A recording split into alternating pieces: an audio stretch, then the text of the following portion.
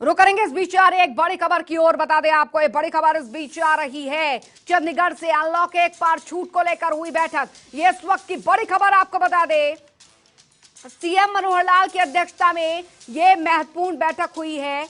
इस वक्त की बड़ी खबर, डिप्टी सीएम दुष्यंत चौटाला का बयान इस बैठक के बाद इस बीच आया है। वो हम आपको बता दें, अपने बयान में कहा है कि गुरुग्राम फरीदाबाद में नहीं खुलेंगे धार्मिक स्थल, क्योंकि गुरुग्राम फरीदाबाद पहले से ही रेड जोन में है। गुरुग्राम फरीदाबाद में नहीं खुलेंगे शॉपिंग मॉल, यानी किसी भी तरीके की रियायतें नहीं मिलेंगी।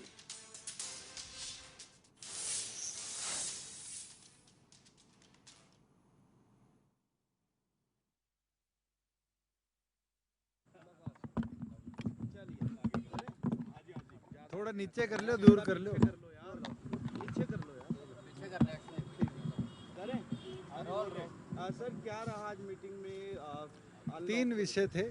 पहला, रिलीजियस इंस्टीट्यूशंस को किस प्रकार से किस फेस्ड मैनर में खोला जाएगा। जीएमडीए और एफएमडीए को छोड़कर तमाम जगह एक डायरेक्टिव इशू कर दिया जाएगा कि 2 गज की दूरी के साथ किसी भी प्रकार के जो मूवमेंट है उसको रिस्ट्रिक्ट करते हुए मंदिर, मस्जिद, गुरुद्वारे, चर्चेज को खोला जाएगा, मगर कोई भी गैदरिंग अलाउड नहीं होगी, चाहे वो जागरण हो, चाहे वो नमाज के लिए इकट्ठा होना हो, चाहे संडे को चर्चेज में इकट्ठा होना हो, चाहे कोई आपके जगराता हो, इस तरह की मूवमेंट अलाउड नहीं होगी।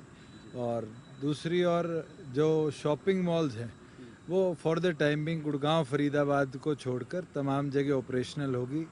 रेस्टोरेंट्स जो हैं वो 50% कैपेसिटी पे फंक्शनिंग परमिसिबल है। डिस्ट्रिक्ट एडमिनिस्ट्रेशन अपने लेवल पे उनके ऑर्डर्स इशू करेगी। कब तक आदेश जारी किए जाएंगे सर? परसों से लागू होंगे, आदेश जारी होंगे। सर, इसके अलावा एक मेवात में कुछ हिंदू परिवारों के पलायन का मामला सामने आ रहा है, किस तरह से देखते हैं? इस तरह की कोई दुर्घटना मेरे संज्ञान में तो आई नहीं, और अगर होगी तो उसके ऊपर होम मिनिस्टर निगरानी रखे हुए होंगे, वो आपको जवाब। और सर, दूसरे स्टेटों से जैसे दिल्ली और दूसरे स्टेटों से आने जाने को लेकर क्या सर फैसला लिया गया सरकार की तरफ से? हमारी ओर से पहले भी ई पास इशू किया गया, और आधे घंटे के अंदर कोई भी एप्लीकेशन अगर सरल हरियाणा पे डलती है तो उसको अप्रूव डिसअप्रूव किया जाता है। ये बैठक में क्या कुछ निर्णय लिए गए हैं, क्योंकि गुरुग्राम और फरीदाबाद पहले से ही रेड जोन में है, लगातार मामले वहां पर सामने आ रहे हैं, और गुरुग्राम में तो ये आंकड़ा जो है बहुत ज्यादा बढ़ गया है। और इसको लेकर आपको बता दें, बैठक जो थी वो यहां पर की गई थी, जिसकी जानकारी यहां पर दे रहे हैं कि क्या फैसला जो है वो लिया गया है। वो डिप्टी सीएम दुष्यंत चौटाला ने कहा, बताया अनलॉक 1 पर छूट को लेकर बैठक हुई थी। सीएम मनोहर लाल की अध्यक्षता में बैठक हुई थी, और इस बैठक के बाद फिलहाल इस बैठक में क्या रहा है, डिप्टी सीएम दुष्यंत चौटाला ने इस बात की जानकारी दी है कि फरीदाबाद और गुरुग्राम को छोड़ के हर जगह जो मॉल्स हैं और धार्मिक स्थल हैं वो ऑपरेशनल होंगे, लेकिन फरीदाबाद और गुरुग्राम में मॉल्स हैं या धार्मिक स्थल हैं किसी भी तरीके से वो नहीं ओपन होंगे, इसके सख्त निर्देश दिए गए हैं। और संवाददाता पवन सिवर हमारे साथ इस खबर पर ज्यादा जानकारी के साथ सीधे जुड़ चुके हैं। पवन, क्योंकि ये तो होना ही था, लगातार फरीदाबाद और गुरुग्राम में जिस तेजी के साथ आंकड़े कोरोना को लेकर बढ़ रहे हैं, संभावित तौर पर रियायतें यहां पर ना के बराबर थी, और वैसा ही हुआ। इस बैठक के बाद निर्णय लिया गया है।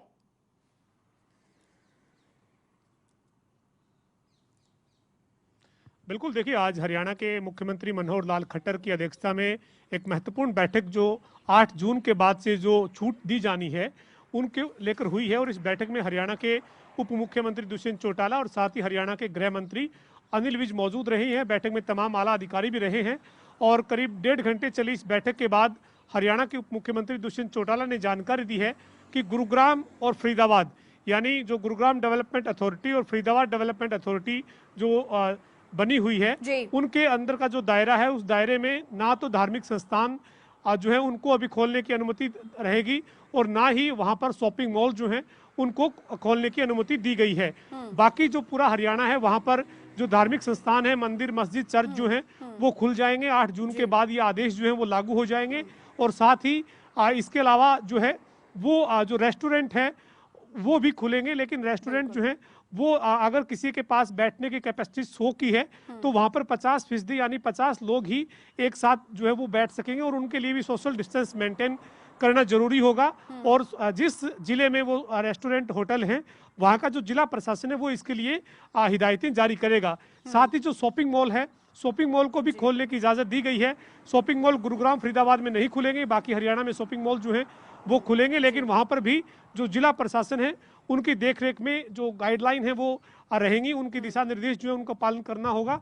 और इस वक्त जो है मैं हरियाणा के मुख्यमंत्री मनोहर लाल खट्टर की चंडीगढ़ आवास के बाहर मौजूद हूँ। यहाँ की तस्वीरें आप देख सकते हैं कि मुख्यमंत्री के आवास से अभी थोड़ी देर पहले ही उप मुख्यमंत्री दुष्यंत चौटाला जो हैं वो निकले हैं। बैठक में जो फैसले लिए गए हैं उनकी जानकारी दी है, और साथ ही हरियाणा के जो गृह मंत्री हैं अनिल विज वो भी बैठक से जो है वो निकलकर अंबाला की तरफ जो है वो रवाना हो चुके हैं।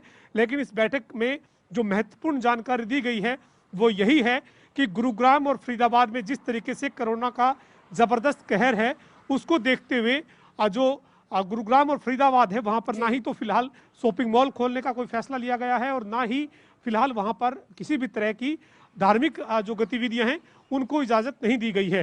लेकिन हरियाणा के बाकी जिलों में जहां धार्मिक संस्थान खोलने की इजाजत दी गई है वहां पर भी एक ये स्पष्ट आदेश दिए गए हैं, कोई जागरण कीर्तन या फिर कोई जो है वो नमाज अता करने का या फिर चर्च में जो संडे को प्रार्थना सभा रहती है उस तरीके का कोई कार्यक्रम फिलहाल नहीं किया जा सकेगा। केवल मंदिर मस्जिद या चर्च में आस्था के मुताबिक जो है वो लोग जा सकते हैं। वहां पर 2 गज का जो सोशल डिस्टेंस है वो मेंटेन करना होगा, और जिला प्रशासन जो है वो तमाम गतिविधियों पर नजर रखेगा।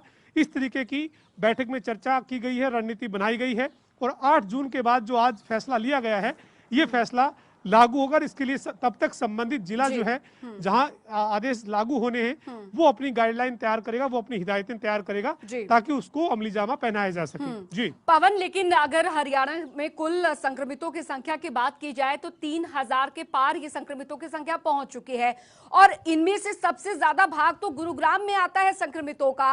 अब समझ में ये नहीं आ रहा है कि आप गुरुग्राम और फरीदाबाद में तो रियायतें ना देने की बात कह रहे हैं, लेकिन आवाजाही तो है, लोगों की आवाजाही तो है, और इसमें सबसे ज्यादा अगर हरियाणा में अगर मामलों की बात की जाए जो अब सामने आ रहे हैं संक्रमितों के, उनमें ज्यादातर दूसरे राज्यों से आए लोगों की ट्रैवल हिस्ट्री ज्यादा रही है। उन लोगों में ज्यादा कोरोना संक्रमितों की संख्या उन लोगों में ज्यादा रही है जो कि हाल फिलहाल दूसरे किसी राज्य से यहां पर आए हैं।